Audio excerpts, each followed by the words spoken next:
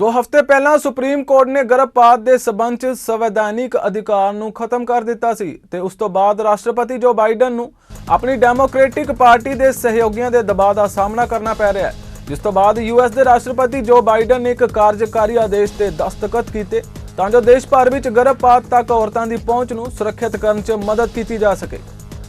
Before I speak to the Supreme Court extreme decision overturning Roe, I want to comment on one piece of good news, economic good news today.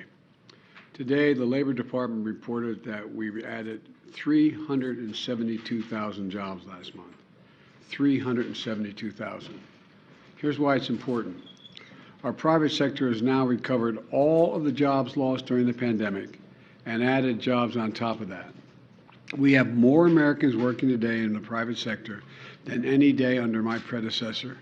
More today than any time in American history. Today.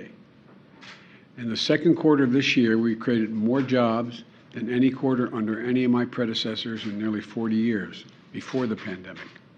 Think about that. At a time when our critics said the economy was too weak or having already added more jobs, we had already added more jobs in my first year as president of any president in history. We still added more jobs in the past 3 months than any administration in nearly 40 years. Now look, I know times are tough. Prices are too high. Families are facing the cost of living crunch. But today's economic news confirms the fact that my economic plan is moving this country in a better direction. The unemployment rate is near a historic low of 3.6%. Private sector jobs are at a record high. Gas prices, still way too high, have fallen now 25 days in a row. And this week we saw the second largest single day decrease in gas prices in a decade. We still have a lot of work to do. I'm not suggesting there's a lot more work to do, but I am suggesting we're making significant progress. The program is working. Now, with the Vice President, Secretary Becerra, and Deputy Attorney General Monaco, I want to talk about an executive order I'm signing to protect reproductive rights of women. In the aftermath of the Supreme Court's terrible, extreme, and I think so totally wrong-headed decision to overturn Roe v. Wade. In both formalized actions I announced right after the decision, as well as adding new measures today.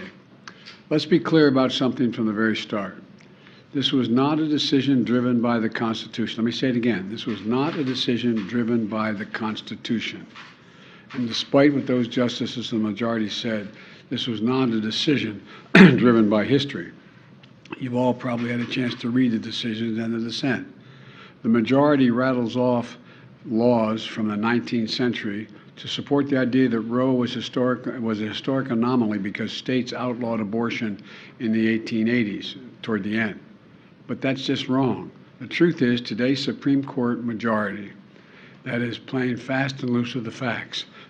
Even 150 years ago, the common law and many state laws did not criminalize abortion early in pregnancy, which is very similar to the viability line drawn by Roe.